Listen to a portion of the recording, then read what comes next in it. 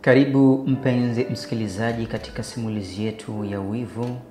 Simulizi yetu pendwa kabisa iliyoandikwa na nguli katika uandishi.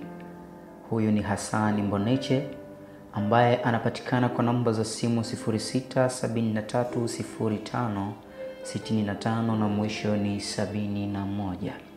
Lakini pia mimi ni Kanban Ahmad ambaye unaweza kunipata kwa namba za simu 07177221 na mwisho ni 81.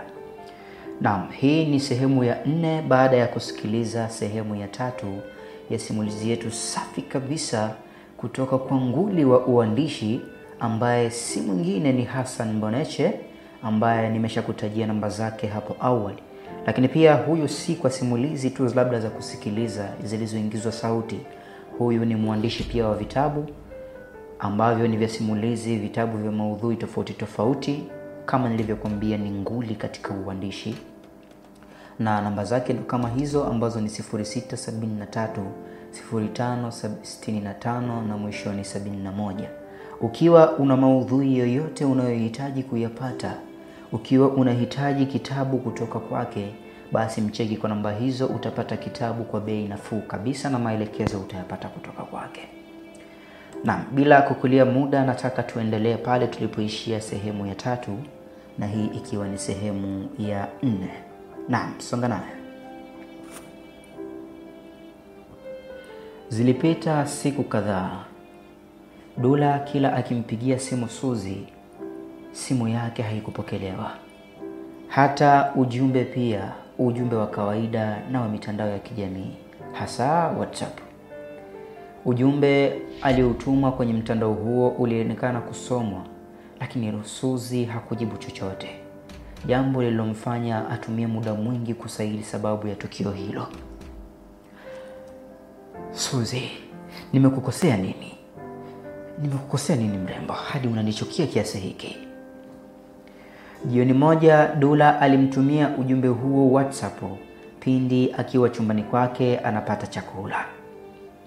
Ulipoonyesha tiki 2 za blue kwamba umesomwa, akampigia simu, lakini iliita pasina matokeo yoyote yenye manufaa kwake.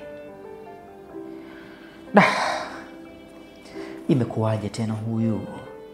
Dula aliwaza huku picha ya mwisho ya mawasiliano yao ikishika hatamu ubongoni kwake. Mawasiliano yaliyoanza kuchora njia ya mafanikio kuelekea safari ya kuwa mwili mmoja. Akiwa kwenye lindi la kuwazua, simu yake ikaita. Mpigaji namba ilikuwa ni namba ngeni, lakini haikumzuia kupeleka fikra zake kuwa huyu alikuwa ni Suzi, kwamba Suzi ameamua kumpigia kwa namba ngeni. Basi akapokea. Hello? Habari yako? Ilisikika sauti ya kiume kutoka upande wa pili. Salama. Namba ni ngeni kwangu. Nani mwenzangu? Unaongea na Lugome. Lugome kutoka wapi rafiki yangu? Nisikilize. Sijakupigia ili unifahamu. Nimekupigia ili nikupe onya. Acha kusumbua wake za watu.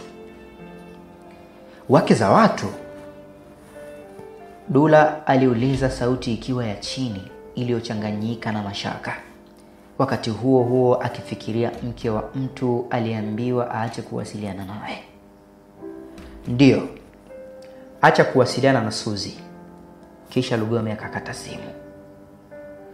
Dula alipotoa simu sikioni, aliganda nayo mkononi kwa sekunde kadhaa, huku akichakata taarifa iliyosikika. Itakuwa ni kweli aliwaza. Kumbukizi ya kutopokelewa simu na kutojibiwa ujumbe ikimthibitishia taarifa hiyo. Ni taarifa iliyomuumiza na kumpotezea hamasa ya kufanya jambo. Akaamua kuiweka simu mezani, akaenda kitandani kulala. Asubuhi ya siku iliyofuata kulivyopambazuka, kabla hata hajainuka kitandani kufanya usafi wa mwili na mambo mengine, alichukua simu, akaingia mtandaoni kuona yaliyojiri. Dula akaanza na Facebook. Baada ya Facebook akafuatia WhatsApp. Huko alijiegemeza kuangalia machapisho mbalimbali ya watu katika kuta zao. Aliangalia chapisho la mtu mmoja baada ya mwingine. Bila kusahau aliangalia chapisho kutoka kwa mwandishi nguli huyu ambaye anakwenda kwa jina la Hassan Boneche, ambaye huyu ni nguli wa kuandika vitabu tofauti tofauti. Basi na kwa kawaida chapisho alilotokea kuvutiwa nalo ndio alitazama jina la mtumaji. Katika angalia hiyo ambayo muda mwingine alitazama na kuvukisha atazame machapisho yanayofuata, alivukisha moja ya picha na kuirudia kwa haraka. Mavazi ya wahusika wanaonekana pichani ndio iliyomvutia kuirudia kuitazama kwa mara nyingine. Ilikuwa ni picha ya mwanaume aliye ndani ya suti na mwanamke aliyevaa shera wakiwa wamekumbatiana. Suzi, Dula aliita. Waliokuwa wanaonekana pichani alikuwa ni Suzi na mwanaume asiyemfahamu, lakini alihisi kwa haraka kuwa ndio Lugome aliyewasiliana naye jana akampa vitisho vya kuachana na wake za watu. Suzi, ni kweli umeolewa? Dula aliendelea kuwaza akiwa ameigandisha picha ile kwa kidole. Zilimchukua takriban dakika 5 kuitazama picha ile, moyo ukijawa na manunguniko na maswali kemkem aliyokosa kuyapatia ufumbuzi. Ndiyo, mapenzi yanauma, mapenzi yanatesa, hasa pale unapoamua kuwekeza nguvu zako kwa mtu fulani ambaye unaamini ndio sehemu ya maisha yako. Basi huwa unahisi kama dunia nzima imekuangukia. Hii nimewahi kuisikia kutoka kwa msanii Mbosso akisema, eti tazama mawingu jinsi yalivyometa, yamepambwa kwa rangi nzuri ili mimi na wewe tuweze kujikinga. Sasa mbona unaniacha mwenyewe? Basi maneno hayo aliyakumbuka Dula, huko akijisemea katika moyo wake kwamba nina makosa gani mimi? Dula aliendelea kuwaza, na katika hali asiyoitarajia moyo ulishindwa kuhimili hali hiyo, akaanza kutoka na machozi. Kile alichokiona Dula katika mtandao wa WhatsApp kumhusu Suzi hakikuwa cha uongo. Ni kweli alifunga ndoa na Lugome baada ya kutoelewana na babaye asubuhi ile aliyotoka kwa Lugome. Mamaye alifanya kazi ya ziada kumbembeleza na kumshawishi pia akubaliane na jambo hilo. Kauli ya kutokupoteza uzao na mambo mengine ya kimila yalitumika kama silaha ya kumshawishi. Suzi mwanangu, jamii yetu inajuana. Sasa ukisema leo humtaki huyu, halafu ukaolewa na mwanaume wa mbali huko, itakuwa kama mkose kwenye familia yetu mwanangu. Hatutofaidi kuwaona wajukuu mwanangu. Mbali na hilo, asili ya kuoa huko utakakoolewa inaweza kuwa. Suzi akamkatisha. Kwani mimi nimesema nitaolewa na mwanaume wa mbali? Nilichoambia muda bado mama. Sisi wazazi wako tunamtaka huyu mwanaume, mnafahamiana vyema mwanangu. Hivyo ndoa yenu itakuwa yenye amani, lakini kama unataka tusiwe sehemu ya maisha yako. Kwa hiyo nawe mama unamuunga mkono baba? Unataka nifanyaje mwanangu sasa? Mtu ninaona baraka imeangukia miguuni mwako, halafu wewe unataka kuipiga teke. Kwa hiyo ni kuchekea tu mwanangu. Ukitaka kujua suala hili ni baraka, lilianza jambo la posa, kesho yake ndio likajitokeza hilo la wewe kuajiriwa. Mbali na mamaye, Lugome naye aliendelea kukazia hisia zake taratibu. Mwisho wa siku Suzi alikubaliana na matakwa yao. Panapotokea jambo la kheri, usilikawize kulitekeleza, wahenga walisema. Basi ndivyo ilivyokuwa kwao. Mara baada ya Suzi kukubali, mzee Gwamaka akahimiza suala hilo lifanyike kwa haraka. Hata kabla hajaenda kuripoti sehemu yake ya ajira, aliamini wakisubirisha shetani anaweza kuchukua nafasi na kuharibu mambo. Mzee Gwamaka na Tangawizi wakakubaliana walibebe jambo hilo kwenye upande wa gharama. Ndivyo ilivyokuwa. Walialikwa watu wachache tu wakawa mashahidi wa kutendeka kwa jambo hilo kanisani. Halafu hao ndio waliohudhuria kwenye sherehe fupi iliyofanyika nyumbani. Kwa gharama hizo za mzee Tangawizi na Gwamaka, Suzi na Lugome walisafiri kwa fungate ya siku chache mjini Kyela. Wakachukua chumba katika hoteli ya Matema Lake Shore. Ilikuwa safari kuanza mwanzo wa mahusiano yao. Safari iliyomfanya Lugome awe na furaha, lakini kwa Suzi alikuwa mwenye mashaka kama aliyekosa uhakika wa maamuzi yake. Kwani muda mwingi alikuwa kimya. Hata alipoongeleshwa majibu yake yalikuwa ya mkato sana.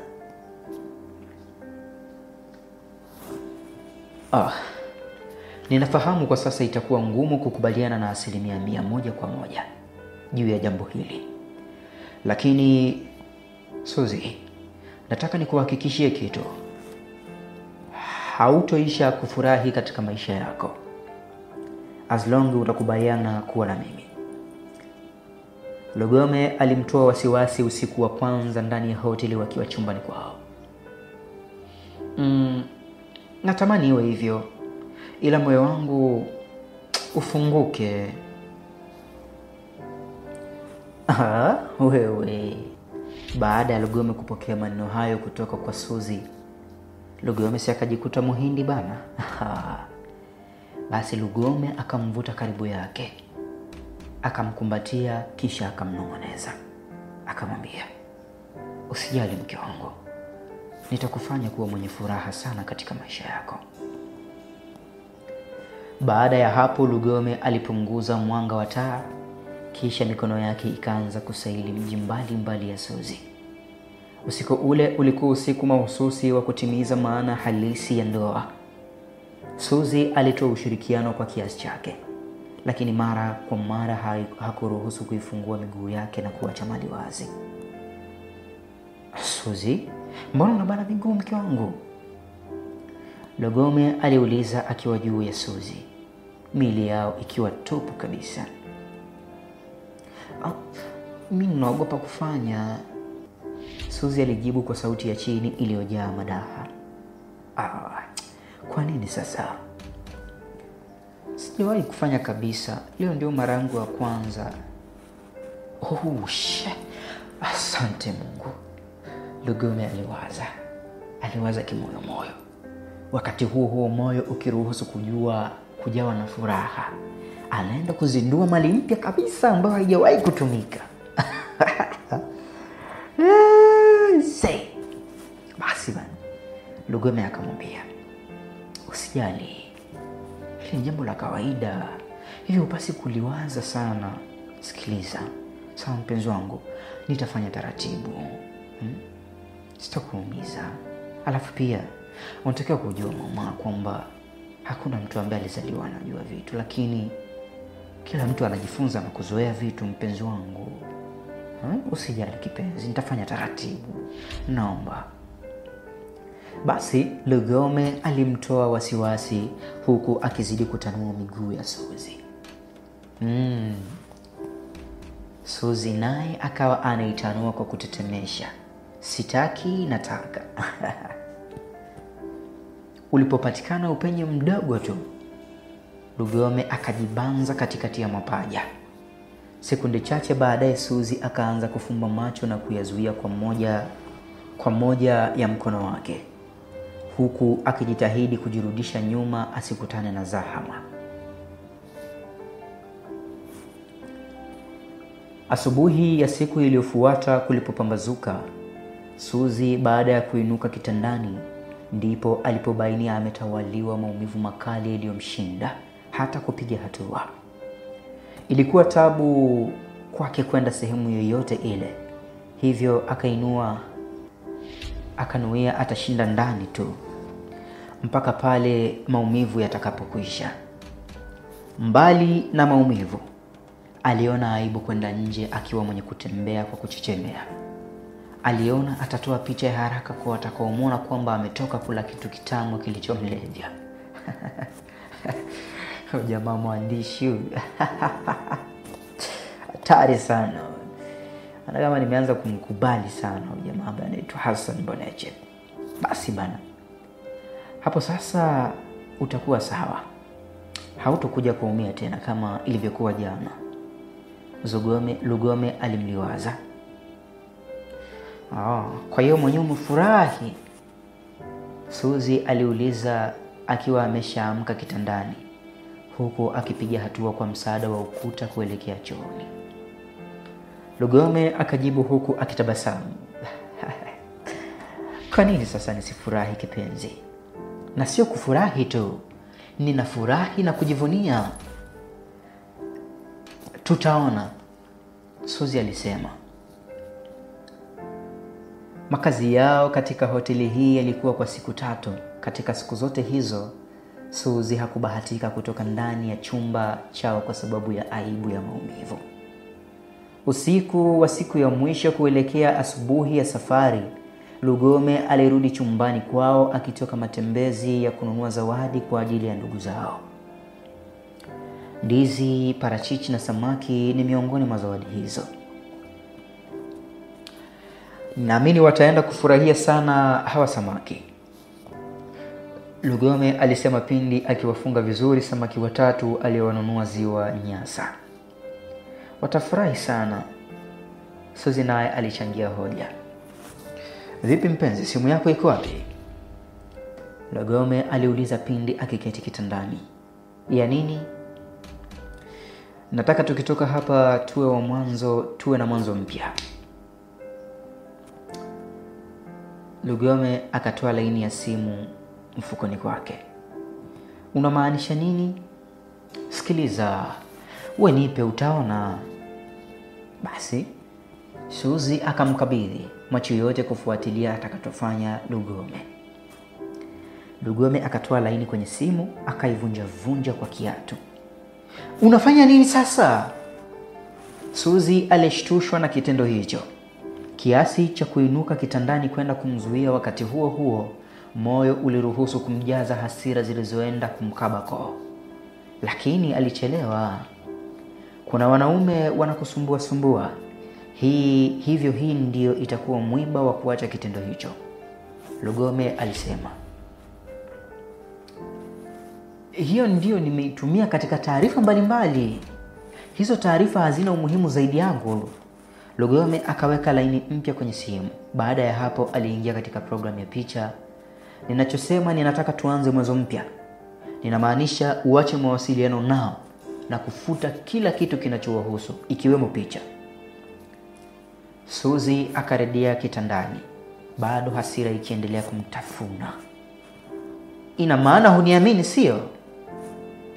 Suzy, sio kwamba sikuamini, lakini sitaki mke wangu awe na mazoea na wanaume wa hovyo. Kwa mfano, mtu anaitwa Dula, Lugome alisema pindi akifuta namba zote zilizosalia kwenye simu. Alipomaliza, alihamia kufuta picha, kisha akahifadhi namba 3 tu, ya kwake, ya mzee Gwamaka na mamaye Suzy. Baada ya hapo akamkabidhi. Suzy alipokea simu huku akimtazama Lugome kwa jicho lililojaa hasira. Kiukweli sijapenda ulichokifanya. Suzy alimweka wazi hasira zake. Kumbuka wewe ni mke wangu, itakubidi uelewe. Au bado unampenda? Lugome kisha akamkazia macho. Wakajikuta wakitazamana tu. Naam, msikilizaji na mfuatiliaji wa simulizi zilizoandikwa na Hassan Boneche, hapa tumefikia kikomo katika Wivu sehemu ya 4. Basi nami ninakusihi usikose kufuatilia sehemu ya 5 ya simulizi yako pendwa kabisa inayokwenda kwa jina la Wivu. Na mwandishi wako pendwa kabisa si mwingine ni yule nguli katika uandishi wa vitabu na simulizi tamu zenye kusisimua, visa na mikasa.